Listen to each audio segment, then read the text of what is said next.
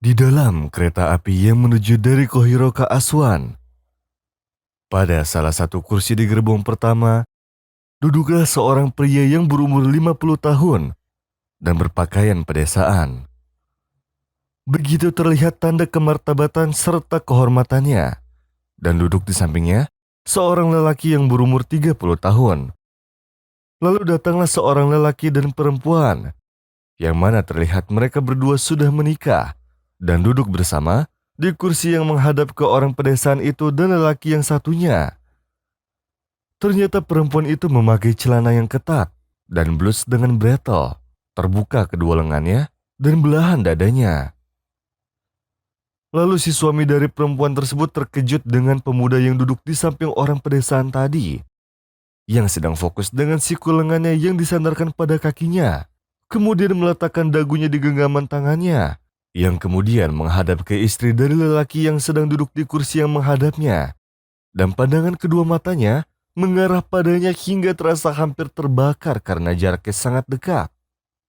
Dan dengan pemandangan yang mengejutkan tersebut, sang istri pun marah, yang membuat suaminya itu juga ikut marah, dan berkata pada pemuda itu, "Hormatilah dirimu sendiri, dan ini yang kamu lakukan. Lebih baik kamu memutar kursimu dan duduk lebih baik dari posisi dudukmu saat ini." Di sini pria pedesaan itu malah ikut campur dan berkata pada suami yang marah tersebut, "Aku tidak akan bicara padamu bahwa kamu yang harus menghormati dirimu sendiri, atau aib itu ada di dalam dirimu sendiri. Karena kamu mendudukan istrimu dengan pakaian seperti ini. Aku tidak akan pernah mengatakan itu karena kamu bukan budak. Jika kamu menjadikannya berjalan tanpa busana, maka kamu tidak akan menerima ini. Tetapi aku berbicara padamu menjadikan istrimu berpakaian seperti ini agar membuka kesempatan hingga kita melihat padanya. Dan kami melihatnya seperti yang kita inginkan. Dan kenapa kamu harus marah? Wahai anak muda, apakah kamu terima bila terbuka dari tubuh istrimu dan kita semua melihatnya? Dan kamu tidak menutupnya dari hakmu sendiri yang melihatnya. Dan jika kamu marah karena pemuda ini kepalanya dekat dengannya, maafkanlah dia. Kemungkinan pandangannya lemah dan dia ingin memperbaiki pandangannya. Wahai anak muda, apabila pohon ditelanjangi daunnya di depan umum, maka pohon itu akan menjadi kayu bakar di dunia ini. Begitu juga perempuan, ketika ia telanjang di depan umum, maka itu akan menjadi kayu bakar neraka. Dan wanita ini merasa akan feminim ketika ia menutupi auratnya. Lalu sang suami pun terdiam di sini. Kata-kata orang itu mengekang mulutnya, dan wajah sang istri pun berubah menjadi merah. Terkhusus setelah suara kereta yang berbunyi keras, sebagai rasa terkejut dengan pelajaran yang diberi orang pedesaan itu pada seorang suami tersebut. Sang suami tidak melakukan apapun kecuali berdiri dari tempatnya dan membawa istrinya pergi dari gerbong kereta. يا أيها الذين آمنوا اتقوا الله ولتنظر نفس ما قدمت لغد واتقوا الله إن الله خبير بما تعملون ولا تكونوا كالذين نسوا الله فأنساهم أنفسهم أولئك هم الفاسقون لا يستوي أصحاب النار وأصحاب الجنة أصحاب الجنة هم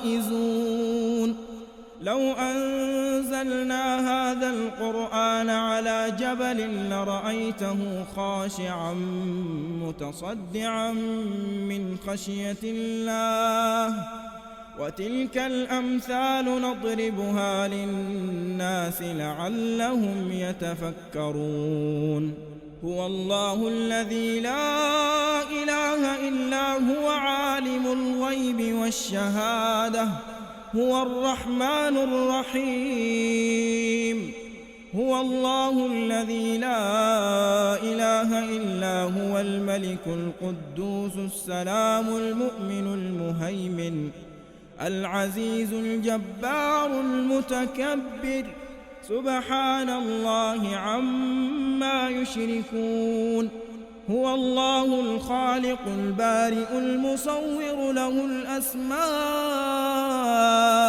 الحسنى يسبح له ما في السماوات والأرض وهو العزيز الحكيم.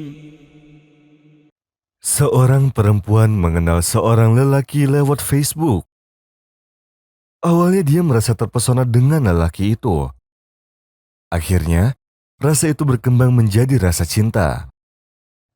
Lelaki itu menyatakan ingin masuk Islam dan ingin menikahinya. Lalu, lelaki itu langsung mengirim uang sebesar $1.000 kepadanya. Lalu dia pun berkata padanya, "Kamu harus melakukan tes darah, jantung, serta hati, atau yang lainnya." Lalu perempuan itu pun menjawab, "Sejarah riwayat keluargaku saja sudah cukup." Lalu dia berkata lagi, "Aku ingin kamu melakukan semuanya sebelum acara pernikahan kita."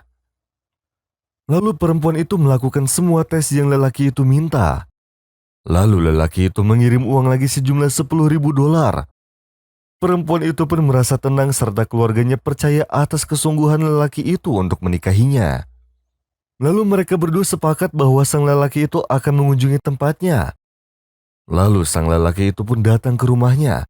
Lalu dia meminta izin kepada orang tuanya untuk membawa anaknya pergi jalan-jalan dan akan kembali lagi setelah beberapa hari. Lalu, mereka berdua langsung pergi jalan-jalan. Akan tetapi semenjak hari itu perempuan tersebut tidak kunjung kembali ke rumahnya. Lalu lelaki itu menyembunyikan identitasnya yang tidak ada seorang pun yang mengetahui tentangnya. Dan ketika keluarga sang perempuan merasa bahwa anaknya belum pulang juga, maka keluarga itu pun melaporkannya ke polisi. Dan setelah 3 hari, sang polisi memberi kabar pada sang keluarga bahwa mereka menemukannya. Akan tetapi polisi hanya menemukan mayatnya saja, dan itu pun hanya sebagian anggota tubuhnya saja. Maka diketahuilah identitas lelaki itu, bahwa lelaki itu bekerja sebagai sindikat perdagangan anggota tubuh, dan bahwa ketika dia mengirimkan uang untuk si perempuan agar melakukan beberapa tes anggota tubuh itu, hal tersebut semata-mata hanya untuk mengetahui kondisi anggota tubuhnya saja.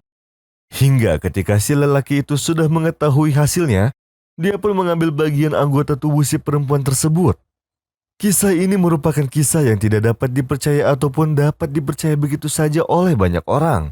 Tetapi kisah ini adalah kisah nyata seperti yang terjadi pada perempuan ini. Dan di zaman sekarang ini, semuanya bisa terjadi. Internet sekarang sudah menjadi momok pencurian pemikiran anak-anak kita semua. Dan apabila dilakukan sebagai penyalahgunaan, maka dapat menjerumuskan kepada arah yang berbahaya. Maka berhati-hatilah wahai orang yang berakal.